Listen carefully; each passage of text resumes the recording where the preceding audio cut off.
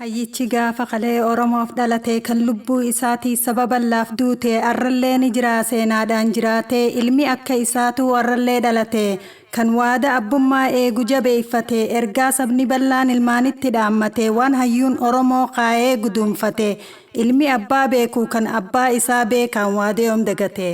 amaanaa gootootaa onnetti badhaate waada Oromummaa hirbuusan eeggate qeereensi Oromoo takkummaan falmatee ol kaasee mul'isee lafee lafaa buute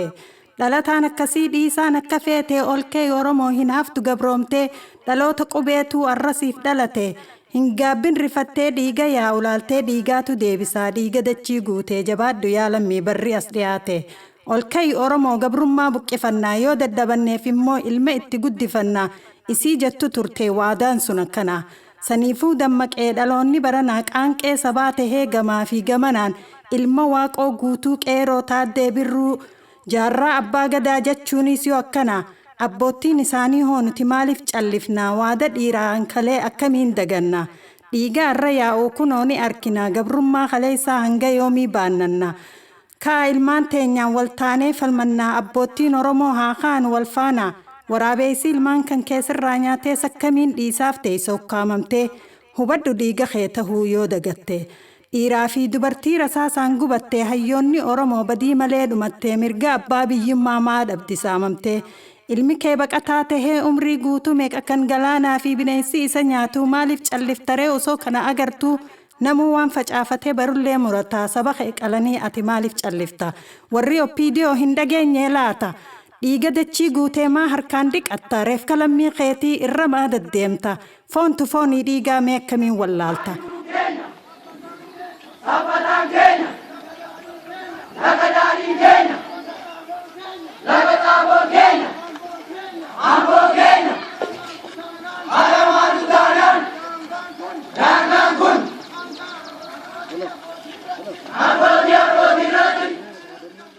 Yoo shakkite malee hiddi kee dhaloota akka baala mukaa hin ciran barattoota maali oppiidiyoo silaa yoom rifattaa osoo nu qaqqalanuu maa teessee daawwatta barullee gaabbiin teetii seenaan si gaafata akkuma goobanaa maaliif nu gurgurta tolli alagaadhaa hin caalu dhaloota mirga lammiin kan kee qabu maa oggurta yoo shakkite malee takkummaan dhaloota reefka lammii keetii maafirra deddeemtaa dhiigarra daddaabbattee maal taatee dhiichifta mana kee irratti maaliif tuffatamta mootii tahuu dhiiftee hanga yoomii ergamta silaa hanga yoomii hundinuu tuffataa barri dhufee dabruus maaf taana baqataa baharii fi bineensi hanga yoomii nu nyaata kan horre saamamnee maaf taana rakkataa mana isaa keessatti mootii maaltu ergata silaa if bulchuudhaaf sammuu hin qabdu laata hoggoniinsa oppiidiyoo hanga yoomii callifta abbaa isa hayeedhaa silaa waaqa seeta mana kee irratti maaf sitti dhaadhata galtuun osoo jirtuu ati maaliif saflatta duutus jiraattullee sabaa wajji tolta murteessi oppiidiyoo hin tahin xiqqaataa saba kee mootii san hin godhin salphataa ol ka'ii oppiidiyoo lammiin si gorfata osoo lammiin kan kee qurxummiin nyaadhamuu baqatee biyyarraa osoo ari'amuu hayyichi kee osoo ajjeeffamuu reebamuu sakkamiin calliftee nyaattaree haraamu kan akka harreedhaa sirratti fe'amu obboleessi kan kee osoo qaqqalamuu xaa'oo guuri jechaa si erga taanamuu osoo lammiin kan kee hidhatti ugguramuu saplattee jiraachuun sitti hin dhageemu silaa mirga keetiif eenyuree haa falmu ani naagee jedhiinii hin barbaadu lammuu mana koo irratti hidhamuu fi qalamuu hin barbaannu gahe bineensi nun saamu seefuu dur hin jirre mootiin hin ergamtu jedhiitii itti himi akka seenaan kan kee dafee haarayoomu murteessi oppiidiyoo sabni hin sobamu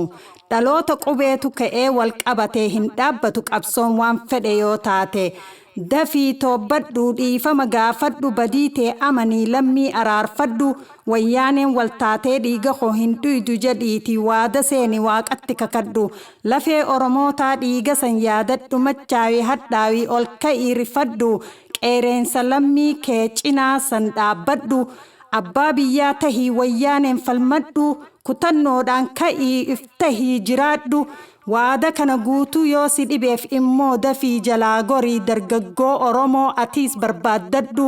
gawwaasiif sobamu kan ulfina jibbee wayyaaneef ergamu kan siree ifii dhiisee daaratti afamu hin jiru ammaan booda doofaan gurguramu Oromoon bilisaan lamada hin gabroomu dhaloota qubeetu ka'ee wal qabatee hin dhaabbatu qabsoon waan fedhe yoo taate murteessi OPDO murtiinas dhihaatte sablina hammadhaa saba yoo wallaalte.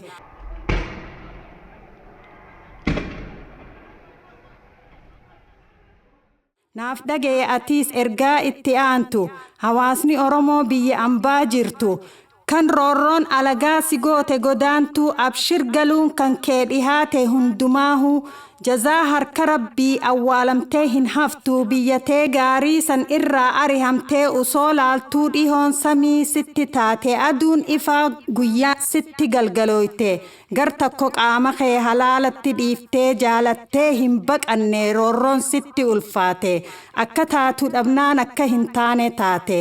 Firaafi lammii kee saba kee irraa baqattee biyya ormaa jiraachuu atiis yoomiin feete hunda usoo beeytuu turte ciniinnattee amma garuu ka'ii iyyi addunyaa guutuu ergaa dabarsi dammaqii akka malee kan rafees dammaysi ani si duubaan jira jedhiitii jajjabeessi abdii itti horii qeeroo onnachiisii gorsaa fi maallaqaa sitti dhangalaasii qeeroo biyyaa keessaa gootoowwan kee faarsii sitti dhihoon jira jedhii amansiisi haadha qabsaa'oota haqi imimaanisii haqaatu dhihaate abshir harmee obsi jedhiini haadha teenya sabbata jabeessi sodaa onnee teetii diddiigii caccabsii lammii kee Oromoof gar jirtuun tumsi hidhamuu fi qalamuu gamtaadhaan hambisi wajji jirra kunoo jedhiitii itti beeksisi dhaloota qubeedhaa gocha amansiisi gorsaa fi qabeenyaas ammuma itti roobsii dureessaa tahuu kee addunyaa garsiisi hayyoota kee kaasii addunyaa naanneesii oduu itti jirtu gurra ambaa buusii takkummaa mul'isii diina qilee buusi.